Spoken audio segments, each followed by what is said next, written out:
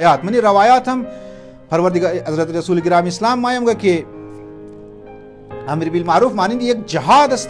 الجهاد اربع، جهاد 4 قسم است: الامر بالمعروف والنهي عن المنکر والصدق في مواطن الصبر و شنان فاسق. جهاد 4 قسم است. یک امر بالمعروف است، یعنی حکم به کارهای خوب و روکدو از منکرات، صبر و استقامت بر کارهای خوب و بیزاری از انسانهای فاسق و بدکار، از اونها بیزاری. اینها امر بالمعروف است.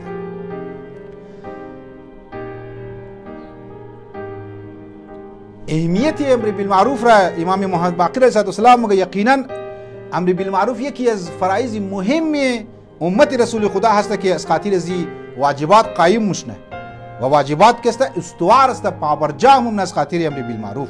در بعضی روایات هم ده که امر بالمعروف نشانی غیرت مؤمن است. جوانهای عزیز، برادران عزیز من،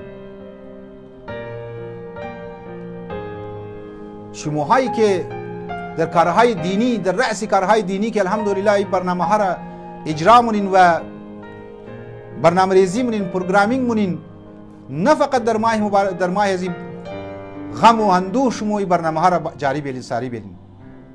هفتوار باید شما لکچررهایی داشته باشین، هفتوار شما باید دیسکشن هایی داشته باشین، هفتوار باید که شما مباحثه هایی باید داشته باشین. از کارهای دنیوی که فارغ شدین برین دیسکس کنین و برنامه هایی که باید متعین کنین، برای خود جور کنین اهداف مشخص. کسانی که امر بالمعروف نمونه در روایت هم ده که است اونا مستحق لعنت پروردگار عالم است.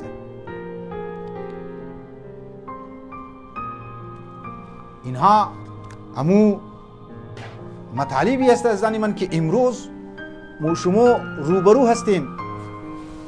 در کویته هم روبرو هستیم، در استرالیا هم روبرو هستیم و در یورپ هم روبرو هستیم. بحران فرھنگی